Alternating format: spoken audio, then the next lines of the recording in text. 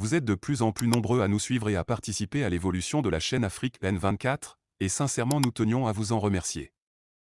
Nous lisons tous vos commentaires qui enrichissent le débat et vraiment nous vous demandons de nous soutenir, en aimant les vidéos pour une large diffusion, et pour continuer à avoir une ligne éditoriale indépendante, et vous proposer de nouvelles émissions toujours de plus en plus enrichissantes. Ne restons pas passifs, soyons actifs. Merci et à bientôt. Pourquoi nos chefs d'État traversent le monde à mendier? Quand Ibrahim Traoré froisse Macky Sall. C'était un discours qui résonnait depuis Saint-Pétersbourg, à l'occasion du sommet Afrique-Russie, et qui cristallise les tensions entre dirigeants africains. Pourquoi les dirigeants africains sont-ils contraints de quémander à travers le monde?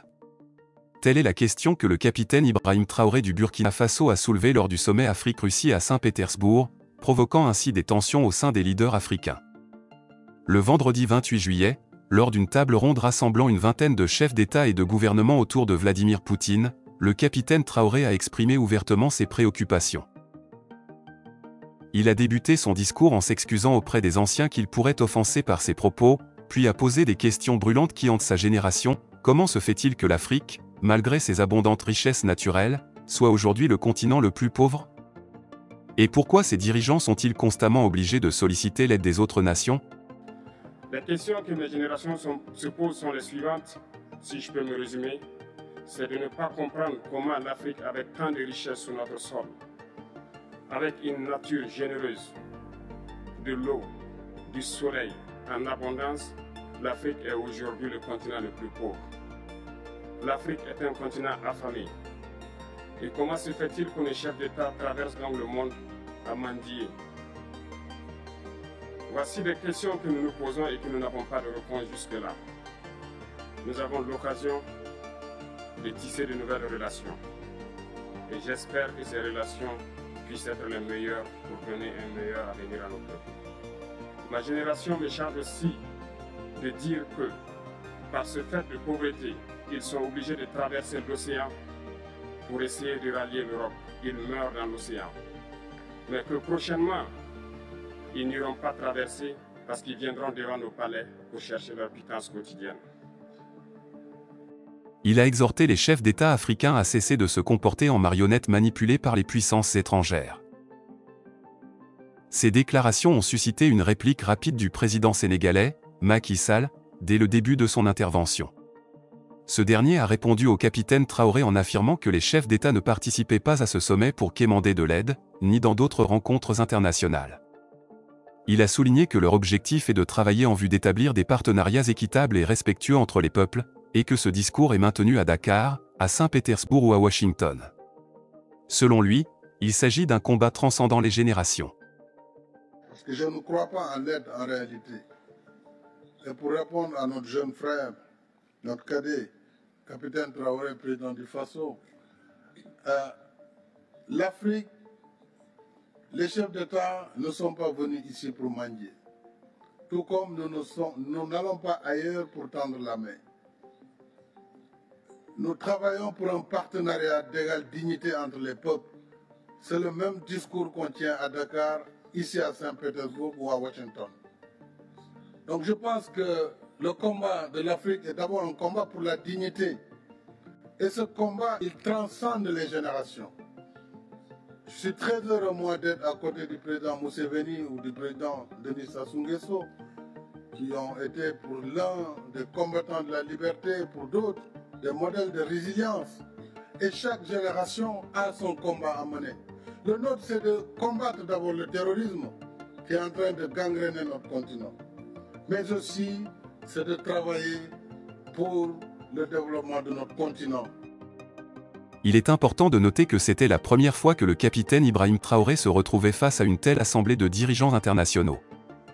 Il gouverne actuellement un pays qui a été suspendu de la CEDEAO et de l'Union africaine depuis janvier 2022, ce qui ajoute sans aucun doute une complexité supplémentaire à ses remarques et à sa position sur la scène internationale. Ce différend entre le capitaine Traoré et le président Macky Sall met en évidence les tensions qui existent entre certains dirigeants africains quant à la manière d'aborder les relations internationales et la dépendance potentielle de l'aide étrangère. Alors que certains critiques considèrent que l'Afrique devrait être plus autonome et s'appuyer davantage sur ses propres ressources, D'autres soutiennent que la coopération internationale est essentielle pour le développement du continent. Il est essentiel que les dirigeants africains abordent ces questions de manière ouverte et constructive, car elles ont un impact direct sur le développement, la souveraineté et la prospérité de la région.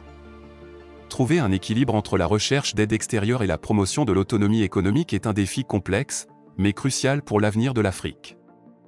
Des discussions continues et des efforts concertés au sein de la communauté internationale seront nécessaires pour surmonter ces défis et promouvoir un partenariat équitable entre l'Afrique et le reste du monde.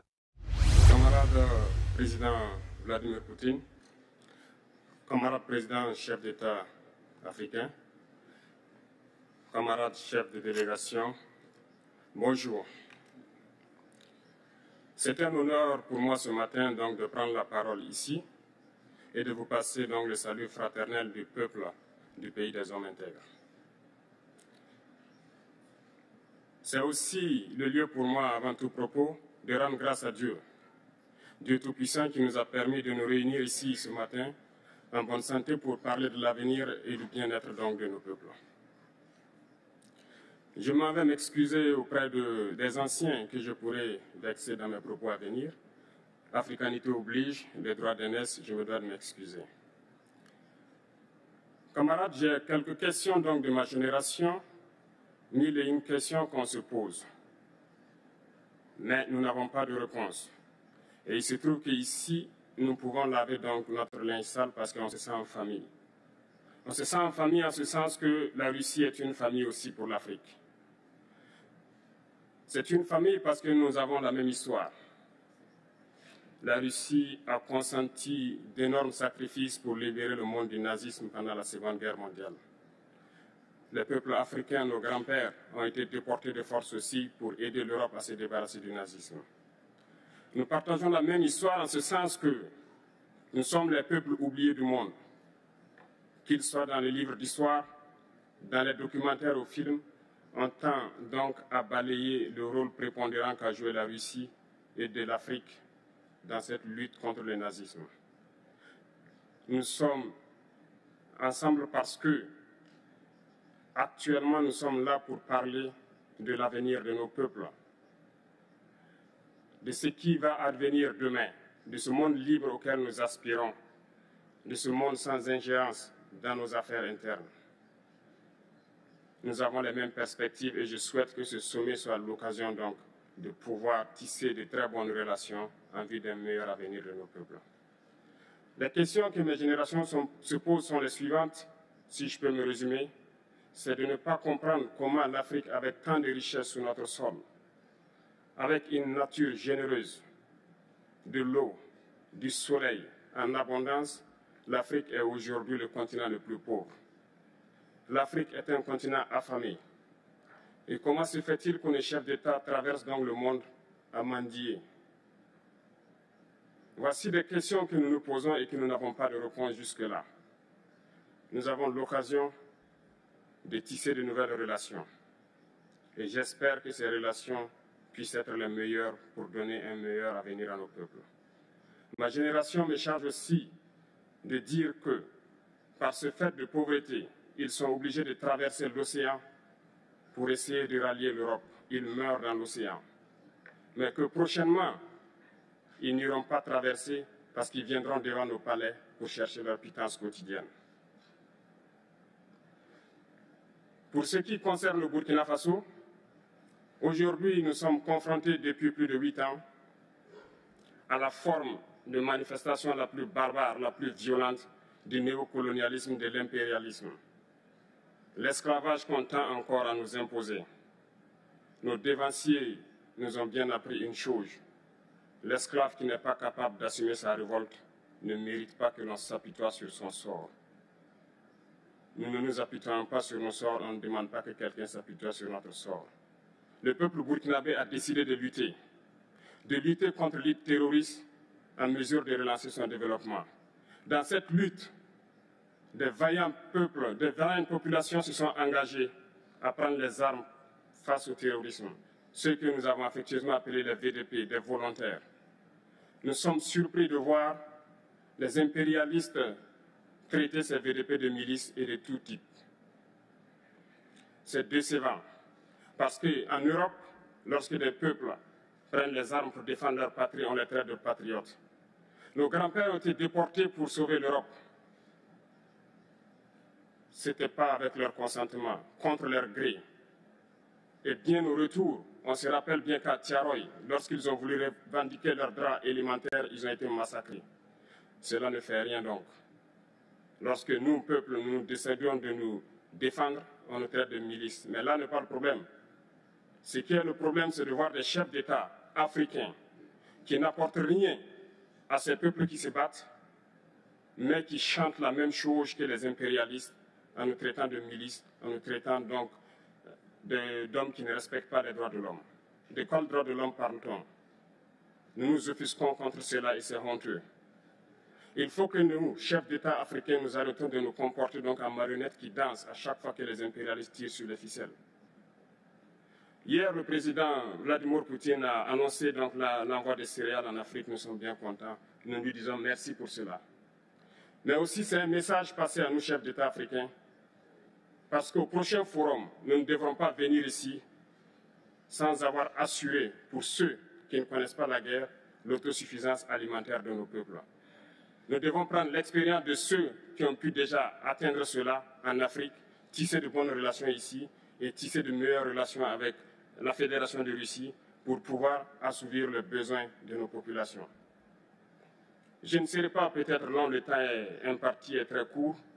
Nous sommes obligés de nous arrêter à un moment donné. Mais je voudrais terminer en disant que nous devons donc rendre hommage à nos peuples qui se battent. Gloire à nos peuples, dignité à nos peuples, victoire à nos peuples. La patrie ou la mort, nous vaincrons. Merci, camarades. Vous êtes de plus en plus nombreux à nous suivre sur Afrique N24, et vraiment nous tenions à vous en remercier. Nous lisons tous vos commentaires qui enrichissent le débat et vraiment nous vous demandons de nous soutenir pour continuer à avoir cette ligne éditoriale indépendante, et vous proposer des émissions toujours de plus en plus enrichissantes. Merci et à bientôt. Likez la vidéo si ce n'est pas déjà fait. Laissez aussi votre point de vue en commentaire. Abonnez-vous et cliquez aussi sur la petite cloche de notification pour ne rien rater de nos prochaines vidéos. N'oubliez pas de partager aussi la vidéo et de la liker.